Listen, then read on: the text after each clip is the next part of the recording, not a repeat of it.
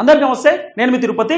తెలంగాణ మాజీ ముఖ్యమంత్రి BRS party అధినేత కల్వకుంట్ల చంద్రశేఖరరావు గారి పైన కాంగ్రెస్ సర్కారు కొత్త ప్లాన్ రచిస్తుందనే చర్చ సోషల్ మీడియాలో గట్టిగా వినబడుతున్నది. చాలా మంది రాజకీయ విశ్లేషకులు, సీనియర్ జర్నలిస్టులు ఈ అంశం పైన మాట్లాడుతూ ముందుకు వస్తున్నారు. కేసీఆర్ గారి పైన ముఖ్యమంత్రి రేవంత్ రెడ్డి గారు ఒక కొత్త ప్లాన్ తో ఉన్నారు. ఆ కొత్త ప్లాన్ ఏంది అంటే, ఈ మధ్యకాలంలో కేసీఆర్ పెద్ద ఎత్తున బయటకు వస్తున్నాడు.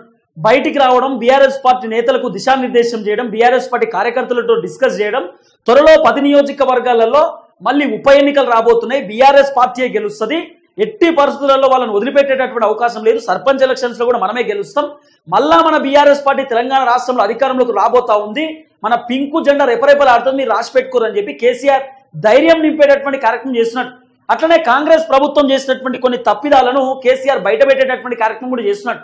అదే గజ్వేల్ నియోజకవర్గంలో కేసీఆర్ దాదాపు 5 లక్షల మంది రైతులతోటి భారీ బహిరంగ సభ పెట్టడానికి కూడా రెడీగా ఉన్నాడు అనేది ప్రధానంగా వినబడుతున్నటువంటి చర్చ. అంటే కేసీఆర్ స్ట్రాటజీ మొత్తం రేవంత్ రెడ్డికి అర్థమైపోయింది. కాంగ్రెస్ సర్కార్కి మొత్తం పూర్తి స్థాయిలో కేసీఆర్ చేస్తున్నటువంటి కథ, కేసీఆర్ చేస్తున్నటువంటి వ్యవహారం అర్థమైపోయింది. ఎందుకంటే కాంగ్రెస్ ప్రభుత్వం తెలంగాణ రాష్ట్రంలో అధికారంలోకి వచ్చి దాదాపు 14-15 మంత్స్ అవుతుంది.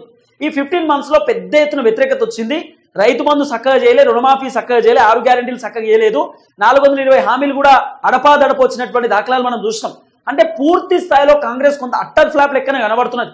ఈ అట్టర్ ఫ్లాప్ ని బీఆర్ఎస్ పైన పాజిటివ్ గా మలుచుకుందాం, బీఆర్ఎస్ పైన జనాలకు సానుభూతి క్రియేట్ చేద్దాం, కొంత బీఆర్ఎస్ పైన జనాలకు మళ్ళీ పాజిటివిటీ తీసుకొద్దాం అనేటటువంటి ఆలోచనలో కేసీఆర్ వ్యవహారం కనబడుతున్నది.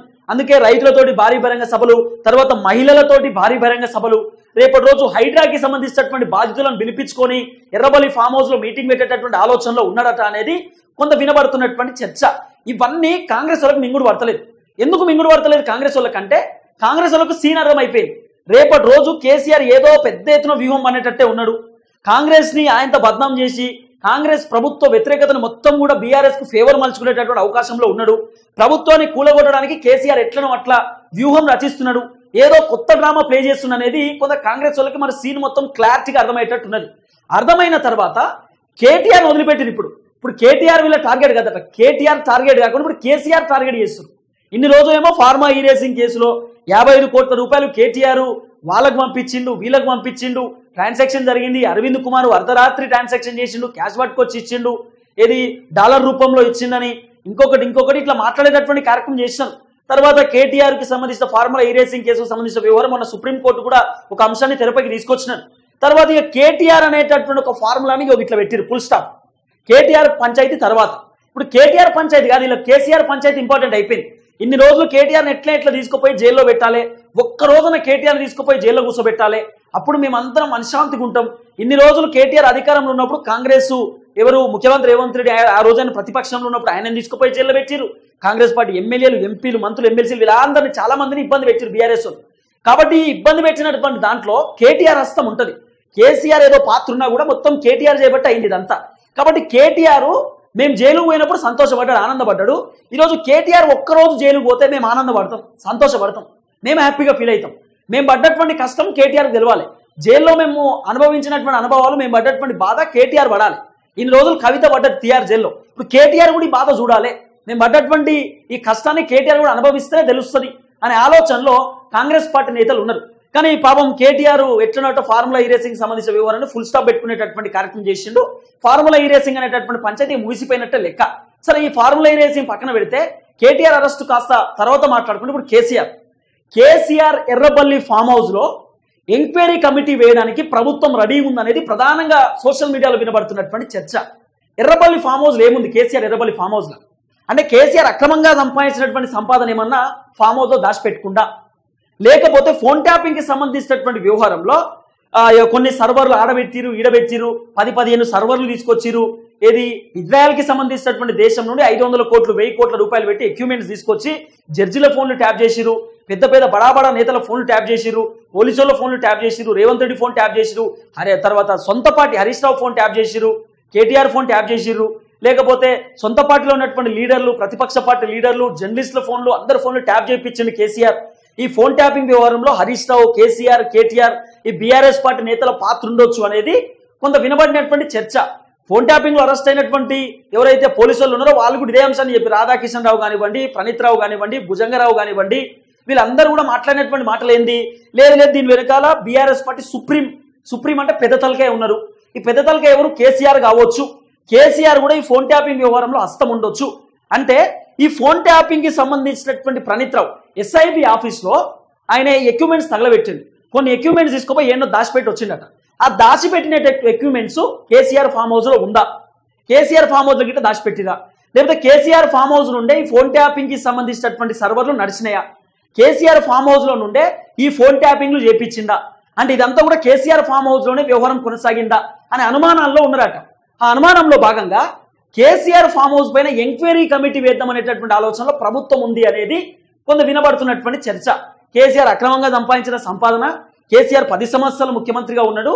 ఇక కొంత సమాచారం వస్తుంది ఐటీ వాళ్ళకో లేకపోతే సిబిఐకి సిఐడికి ఏదైనా ఇన్ఫర్మేషన్ వచ్చో లేకపోతే ఏదైనా అనుమానం వచ్చాయో నార్మల్గా ఎంక్వైరీ చేస్తారు కదా. ఇప్పుడు మల్లారెడ్డి వాళ్ళ కాలేజీల పైన కూడా ఐటీ రైట్స్ జరిగినాయి. మల్లారెడ్డి ఇంటి పైన ఐటీ రైట్స్ జరిగినాయి. చాలా మంది సినిమా యాక్టర్ల ఇంటి పైన కూడా ఐటీ రైట్స్ జరుగుతాయి. కాబట్టి ఇట్లనే ఐటీ రైట్స్ మాజీ ముఖ్యమంత్రి కేసీఆర్ ఫామ్ హౌస్ పైన జరిగే అవకాశం ఉండొచ్చు. Back to KCR. ఇప్పుడు కేటీఆర్ వదిలిపెట్టారు. హరీష్ రావు, కేటీఆర్, కవిత, సంతోష్ రావు వీళ్ళందరినీ వదిలిపెట్టారు. ఇప్పుడు కేసీఆర్ ఈ phone tapping equipments KCR farm house లోకి వెళ్ళి నడిచినాయేమో. కేసీఆర్ ఫామ్ హౌస్ లోకి వెళ్ళి ఫోన్ ట్యాపింగ్ ఈ సర్వర్లు పెట్టి ఫోన్ ట్యాపింగ్ అక్కడికి వెళ్ళే వ్యవహారం కొనసాగిందేమో అనేది కొంత సోషల్ మీడియాలో చర్చ నడుస్తున్నది. ఈ చర్చలో భాగంగా కాంగ్రెస్ ఎట్లనో అట్లా కేసీఆర్ ఫామ్ హౌస్ పైన ఎంక్వైరీ చేయాలి. ఎందుకంటే కేసీఆర్ గతంలో ఏం చెప్పిండు మీరు వినే ఉంటారు. బండి సంజయ్ నా ఫామ్ హౌస్కి వస్తారట, నా ఫామ్ హౌస్లో అడుగు పెడతారట, నా ఫామ్ హౌస్లో దున్నుతాడట, నా ఫామ్ హౌస్ ఏమన్నా ట్రాక్టర్ డ్రైవరా? బండి సంజయ్ ఏమన్నా ట్రాక్టర్ డ్రైవరా? నువ్వు నా ఫామ్ హౌస్లోకి వచ్చి దున్నడానికి? మా డ్రైవర్ అన్నాడు. సార్ ఆయన ఏమన్నా ట్రాక్టర్ డ్రైవరా? సార్ ఏం సార్ దున్నుతా అన్నాడు. నా జాబ్కి ఏమైనా ఎసరు పడుతుందేమో అంటే అరే కాదురా బాబు అని చెప్పి నేనే నా డ్రైవర్కి చెప్పిన, బండి సంజయ్ నా ఫామ్ హౌస్ అడుగు పెట్టు, 4 ముక్కలు అవుతావు, 20 ముక్కలు అవుతావు అని చెప్పి బండి సంజయ్ని ఆ రోజులలో కేసీఆర్ పెద్ద ఎత్తున విమర్శించే కార్యక్రమం చేసిన. అది ట్రోల్స్ బాగా నడిచినాయి సోషల్ మీడియాలో కూడా. కేసీఆర్ ఫామ్ హౌస్కి వచ్చి దున్నుతావు, ట్రాక్టర్ డ్రైవర్ అనేటటువంటి ట్రోలింగ్ ఇప్పటికీ నడుస్తుంది. అయితే బండి సంజయ్ చెప్పినటువంటి మాటలు రేవంత్ రెడ్డి ఎందుకో సీరియస్గా తీసుకున్నాడు. ఎందుకంటే ఈ మధ్యకాలంలో కొంత బండి సంజయ్ అన్న రేవంత్ రెడ్డి కొంత సన్నిహితంగానే ఉన్నారు. ఎక్కడైనా మీటింగ్లో వాళ్ళు కలిసినా కూడా సంజయ్ అన్న రేవంత్ రెడ్డి మంచిగానే మాట్లాడుకుంటున్నారు. సో పొలిటికల్ లీడర్లు శాశ్వత మిత్రులు శాశ్వత శత్రువులు అనేది ఏమి ఉండదు. కాబట్టి మంచిగానే మాట్లాడుకున్నారు. ఓకే, ఇవన్నీ పక్కన పెడితే రేవంత్ రెడ్డి ట్రాక్టర్లు వేయటట్టున్నాయి ఇప్పుడు కేసీఆర్ ఫామ్ హౌస్కి. రేవంత్ రెడ్డి ట్రాక్టర్లు మీన్స్ రేవంత్ రెడ్డి ప్రభుత్వానికి సంబంధించినటువంటి అధికారులు ఇప్పుడు ప్రస్తుతం వాళ్ళు ఎర్రబల్లి ఫామ్ హౌస్లో ఎంక్వైరీ చేసేటట్టు కనబడుతున్నారు. అంటే ట్రాక్టర్లు ఈ వర్షంలో చెప్తున్నా, అధికారులు అంటే ట్రాక్టర్ల వర్షంలో చెప్తున్నా. రేవంత్ రెడ్డి ట్రాక్టర్లు కేసీఆర్ ఎర్రబల్లి ఫామ్ హౌస్ పోయేటట్టున్నాయి. ఇప్పుడు కేసీఆర్ ఫామ్ హౌస్లో ఎంక్వైరీ జరిగే అవకాశం కనబడుతున్నది. ఈ ఎంక్వైరీ దేనికట అంటే ఫస్ట్ ఫోన్ ట్యాపింగ్కి సంబంధించినటువంటి వ్యవహారం. తర్వాత కేసీఆర్ సెక్రటేరియట్ కట్టించింది సచివాలయం. ఈ సెక్రటేరియట్ దాదాపు 1400 కోట్ల రూపాయలతోటి కేసీఆర్ సెక్రటేరియట్ కట్టించింది. ఈ 1400 కోట్ల రూపాయలకు సంబంధించినటువంటి సెక్రటేరియట్లో పెచ్చులు ఊడి మీద పడుతున్నాయి, పెచ్చులు ఊడుతున్నాయి, మొత్తం పెచ్చులు ఊడి కింద పడుతున్నాయట. 5th ఫ్లోర్కి సంబంధించినటువంటి పెచ్చులు కూడా చిన్నగా ఆ పెచ్చులు ఊడి మొత్తం కార్ల మీద పడుతున్నాయట, కింద పడుతున్నాయట. కాబట్టి ఇక్కడ కూడా స్కామ్ జరిగింది ఈ సెక్రటేరియట్లో. ఈ సెక్రటేరియట్ కట్టించినటువంటి వ్యవహారంలో కూడా కేసీఆర్ డబ్బులు మింగిండేమో, పైసలు మింగిండేమో కేసీఆర్ అనేటటువంటి ఒక ఆలోచనతో కాంగ్రెస్ సర్కార్ ఉంది అనేది ప్రధానంగా వినబడుతున్నటువంటి చర్చ. ఇక్కడ సెక్రటేరియట్ 1400 కోట్ల రూపాయలు పెట్టి కడితే ఎందుకు పెచ్చులు ఊడిపోతాయి? కేవలం కట్టించి 2-3 సంవత్సరాలలోనే ఎట్లా సెక్రటేరియట్ కుప్పగూలేటటువంటి కార్యక్రమం ఉంటుంది.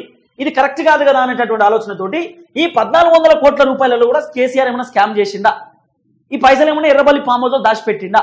ఇదొక చర్చ నడుస్తున్నది.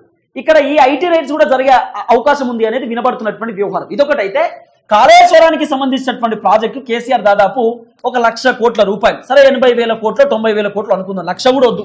ఈ 80-90,000 కోట్ల రూపాయలతో కాళేశ్వరం ప్రాజెక్టు రీడిజైన్ పేరిట కట్టించినటువంటి కేసీఆర్ మేడిగడ్డ కుప్పకూలేటట్టున్నది.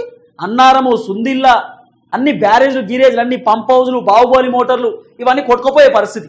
అంటే ఈ కాళేశ్వరం ప్రాజెక్టు పెద్ద ఎత్తున బడ్జెట్ కేటాయించినటువంటి కేసీఆర్ దీంట్లో కూడా కమిషన్ మింగిండేమో. ఈ కాళేశ్వరం ప్రాజెక్టులో కూడా కేసీఆర్ స్కామ్ చేసిండా?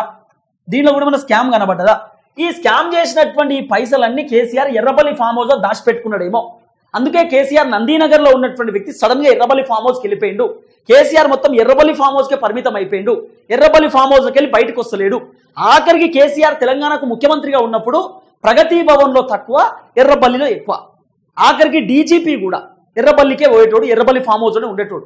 ఆఖరికి ఎవరు ఈయన ఉన్నాడు కదా, ఆయన పేరు ప్రభాకర్ రావు ఉంటుండే కదా, ఆయన ఇప్పుడు అమెరికాలో ఉన్నాడు, ఎస్ఐబి చీఫ్ అనుకుంటా ప్రభాకర్ రావు. ఆయన ఇంటెలిజెన్స్ చీఫ్ అనుకుంటా, ఆ ప్రభాకర్ రావు ఫోన్ ట్యాపింగ్ వ్యవహారంలో కీలక పాత్ర పోషించిండు. ప్రభాకర్ రావు పొద్దుగాల లేస్తే కేసీఆర్ ఎర్రబల్లి ఫామ్ హౌస్ లోనే ఉంటాడు, కేసీఆర్ తోటే ఉంటాడు, కేసీఆర్ పక్కనే ఉంటాడు అనేది కొంత వినబడినటువంటి చర్చ. కాబట్టి ప్రభాకర్ రావు కూడా కేసీఆర్ దగ్గరే ఉన్నాడు ఎర్రబల్లి ఫామ్ హౌస్ లో. కాబట్టి ఎర్రబల్లి ఫామ్ హౌస్ లోనే పెద్ద ఎత్తున లావాదేవీలు నడిచి ఉండొచ్చు. ఇంకోటి, మొన్న జరిగినటువంటి ఎలక్షన్స్ 2023 ఎమ్మెల్యే ఎలక్షన్స్ లో కూడా బీఆర్ఎస్ పార్టీకి సంబంధించినటువంటి నేతలకు కేసీఆర్ ఫండింగ్ ఇచ్చిండు, పార్టీ ఫండింగ్ తో పాటు వాళ్ళు గెలవడానికి వాళ్ళకి ఆర్థికంగా హెల్ప్ చేసిండు. ఈ హెల్ప్, ఈ పార్టీ ఫండ్, టికెట్లు గికెట్ అనౌన్స్మెంట్ మొత్తం కూడా ఎర్రబల్లి ఫామ్ హౌస్కి వెళ్ళి నడిచినాయి. కాబట్టి ఈ ఫామ్ హౌస్ లో నుండే డబ్బులు ఏమైనా పోయినాయా, లేకపోతే కవిత చేసినటువంటి లిక్కర్ దందా కూడా ఫామ్ హౌస్లోకి వెళ్ళి నడిచిందా, ఈ మనీ లాండరింగ్ కూడా ఫామ్ హౌస్కి వెళ్ళి నడిచిందా అంటే మొత్తం కేసీఆర్ ఫామ్ హౌస్ పైన పడ్డారు. ఇప్పుడు కేసీఆర్ ఫామ్ హౌస్కి ఒక ఎంక్వైరీ కమిటీ వేయటటువంటి కార్యక్రమం కనబడుతున్నది. ఇప్పుడు ఇన్ని రోజులు కేటీఆర్ని టార్గెట్ చేసిరు, కేటీఆర్ అరెస్ట్ అయ్యేటట్టు కొడతలేదు. కేటీఆర్ మరి ఫార్ములా ఏరియా సింగ్లీ తప్పించుకున్నాడు. కాబట్టి ఇప్పుడు రేపటి రోజు బీఆర్ఎస్ పార్టీ ఉపెత్తున పైకి లేస్తుందేమో, కాంగ్రెస్ పార్టీ దుకాణం బంద్ అవుతుందేమో, మళ్ళీ కేసీఆర్ బీఆర్ఎస్ పార్టీ ఉనికి కాపాడుకునే ఆలోచనలో ఉన్నాడు. బీఆర్ఎస్ పార్టీని ఫామ్ చేయడానికి కేసీఆర్ రెడీ అవుతున్నాడు. కాంగ్రెస్ పార్టీ చేసినటువంటి ఏదైతే తప్పిదాలు ఉన్నాయో, కాంగ్రెస్ పార్టీ చేసినటువంటి ఏదైతే అరాచకాలు ఉన్నాయో అవన్నిటి కూడా కేసీఆర్ బయట పెడుతున్నాడు, ప్రజలను చైతన్యపరుస్తున్నాడు. రేపటి రోజు కేసీఆర్ బయటకు వస్తే పక్కా కాంగ్రెస్ పైన ఇంకా వ్యతిరేకత పెరుగుతుంది, కాంగ్రెస్కి ఇబ్బంది అవుతుంది. కాబట్టి ఇంకా బీఆర్ఎస్ పార్టీని పాతాళంలోకి దొక్కాలంటే ఇప్పుడు కేసీఆర్ ఎర్రబల్లి ఫామ్ హౌస్ పైన ఎంక్వైరీ చేసి నిజంగానే కేసీఆర్ ఫామ్ హౌస్ ఏమైనా దొరికితే, లేకపోతే కేసీఆర్ ఫామ్ హౌస్ వీళ్ళేమైనా పెట్టి అరెస్ట్ చేస్తే ఇది ఎట్లుంటుంది చర్చ? కేసీఆర్ని ఈ టైంలో అరెస్ట్ చేస్తే కాంగ్రెస్కి ఎంత మైలేజ్ వస్తుంది? అద్భుతమైన మైలేజ్ వస్తుంది కదా. ఈ మైలేజ్ కోసం ఏమైనా ట్రై చేస్తుర్రా, ఈ మైలేజ్ కోసం ఏమైనా ప్రయత్నిస్తుర్రా అనేది ఒక పెద్ద క్వశ్చన్ మార్క్ లెక్క కనబడుతున్నది. ఎందుకంటున్నా ఈ మాట అంటే ఇప్పుడు కేసీఆర్ ఒకవేళ నిజంగా చెప్తున్నా, కేసీఆర్ అనే వ్యక్తి బయటికి వస్తే 100% కాంగ్రెస్కి ఇబ్బంది అవుతుంది. ఇది రేవంత్ రెడ్డి గారికి కూడా తెలుసు, ముఖ్యమంత్రి గారికి తెలుసు. కాబట్టి కేసీఆర్ను ఈ టైంలో కేసీఆర్ పైన ఎంక్వైరీ చేస్తే, ఈ టైంలో ఎర్రబల్లి ఫామ్ హౌస్ పైన ఎంక్వైరీ కమిటీ పంపించి కేసీఆర్ పలాని దంద చేసిండు, పలాని స్కామ్ చేసిండు, కేసీఆర్ ఇట్లా చేసిన అట్లా చేసిందని చెప్పి ఏదైనా ఒకటి బయట పెడితే, అంటే కాంగ్రెస్ ఎప్పుడైనా కూడా పీక్ టైంలోనే వాడుకుంటాయి అన్ని. కాంగ్రెస్ ఎప్పుడైనా కూడా ఏది ఒక చర్చని పక్కదో పట్టియడానికో, లేకపోతే ఏదన్నా నడుస్తున్నటువంటి ఒక చర్చని వేరే వైపు మలుచుకోవడానికో ఒక కొత్త చర్చను తెరపైకి తీసుకొస్తుంది కాంగ్రెస్. ఆ చర్చలో భాగంగానే కేసీఆర్ పైన ఎంక్వైరీ కమిటీ వేసి కేసీఆర్ని ఈ టైంలో అరెస్ట్ చేయవచ్చా? మాక్సిమం కేసీఆర్ని అరెస్ట్ చేసేటటువంటి సత్తా కాంగ్రెస్ దగ్గర ఉండదు, అది హైలీ ఇంపాసిబుల్. కానీ కేసీఆర్ పైన ఎంక్వైరీ చేసి కేసీఆర్ ఫలాని స్కామ్ చేసిండు, ఫలాని దంద చేసిండని చెప్పి కేసీఆర్ పైన ఏమైనా నిందలు మోపే అవకాశం ఉండొచ్చా? లేదా కేసీఆర్ నిజంగానే స్కామ్ చేస్తే ఈ స్కామ్ని కాంగ్రెస్ ప్రభుత్వం బయట పెట్టి నువ్వు 10 సంవత్సరాలు ముఖ్యమంత్రిగా ఉన్నావు, నువ్వు చేసేటటువంటి స్కాములు ఇదా, ఇంకా నువ్వు మా గురించి మాట్లాడుతున్నావా, ఇంకా నువ్వు బయటకు వస్తున్నావా, సప్పుడేకుండు, నువ్వు నీ దందాలు ఇవన్నీ కావా అని చెప్పి ఒకవేళ కాంగ్రెస్ కేసీఆర్ చేసినటువంటి దందాలు బయట పెట్టి తెలంగాణ సమాజానికి గనక మొత్తం ప్రూఫ్స్తో సహా చెప్పిరనుకో, కేసీఆర్ పైన ఇంకా వ్యతిరేకత వస్తుంది. అంటే కేసీఆర్ పైన ఉన్నటువంటి వ్యతిరేకత ఇప్పుడిప్పుడే తగ్గుతుంది. ఈ వ్యతిరేకత తగ్గితే రేపటి రోజు కాంగ్రెస్కి ఇబ్బంది అవుతుంది. కాబట్టి ఈ వ్యతిరేకతను ఇంకా తవ్వి బయటికి తీయాలి. కేసీఆర్ చేసినటువంటి స్కాముల్ని ఇప్పుడే మనం బయటికి తీస్తే జనాలకు కూడా అర్థమవుతుంది అనేటటువంటి ఆలోచనలో కాంగ్రెస్ ఉంది అనేది వినబడుతున్న చర్చ. ఎందుకంటే తెలంగాణ ప్రజలు కూడా చెప్పారు, ఇప్పుడు కాంగ్రెస్ అధికారంలో ఉంది కదా, కేసీఆర్ దంద చేసిండు, కవిత దంద చేసిండు, బీఆర్ఎస్ పార్టీ దంద చేసిండు అన్నప్పుడు కాంగ్రెస్ ప్రభుత్వం మీ చేతులు ఉంది కదా, అధికారులను పెట్టి ఎంక్వైరీ చేయొచ్చు కదా, ఏంది స్కామ్లు చేసి ఏందనేది మొత్తం బయట పెట్టొచ్చు కదా, నిజంగానే తప్పు చేస్తే తీసుకుపోయి జైల్లో పెట్టొచ్చు కదా. మరి ఎందుకు చేస్తలేదా కాంగ్రెస్ ఆ పని అనేది కొంత సోషల్ మీడియాలో ఆల్రెడీ చర్చలు నడుస్తున్నాయి. ఈ చర్చలో భాగంగా ఈ పీక్ టైంలో ఇప్పుడు రాబోతున్నటువంటి ఎలక్షన్స్ లో కూడా బీఆర్ఎస్ కు పెద్ద ఎత్తున సీట్లు వచ్చేటటువంటి కార్యక్రమం కనబడుతున్నది. తర్వాత కొంత కేసీఆర్ కి ఫేవర్ గా కనబడుతున్నది. కొంత జనాలు కూడా చేంజ్ అయిపోతారు, కేసీఆర్ ఉంటే బాగుండు, సపోజ్ చేసి రైతు బంధు ఇచ్చిండు, రుణమాఫీ చేసిండు, కేసీఆర్ కొంత అద్భుతంగా చేసిండు అనేటటువంటి ఒక వ్యవహారం ఉంది. ఈ నేపథ్యంలో కేసీఆర్ కి పాజిటివిటీ ఉంటే బాగుంటది కదా అనేటటువంటి ఆలోచనలో జనం ఉన్నటువంటి ఈ సిచ్యువేషన్ ని డైవర్ట్ చేద్దామనే ఆలోచనలో కాంగ్రెస్ ఉంది అనేది వినబడుతున్న చర్చ. ఇప్పుడు కేసీఆర్ ఎర్రబల్లి ఫామ్ హౌస్ పైన ఎంక్వైరీ చేయబోతున్నారు, ఎంక్వైరీ కమిటీ వేయబోతున్నారు. నేను చెప్తున్నా ఎట్లా ఎంక్వైరీ చేస్తారా ఇంకోటి చేస్తారా కానీ కేసీఆర్ని బద్నాం చేద్దామనే ఆలోచనలో మాత్రం ఉన్నారు. ఇది మాత్రం ఫ్యాక్ట్. ఇది కొంత సోషల్ మీడియాలో వినబడుతున్నటువంటి చర్చ. ఇక దీన్ని కేసీఆర్ ఎట్లా పసిగడుతాడో, మరి కాంగ్రెస్ వాళ్ళు ఏ విధమైనటువంటి వ్యవహారం కొనసాగిస్తారనేది ముందు వేచి చూడాల్సినటువంటి అవసరం ఉంటుంది. చూద్దాం.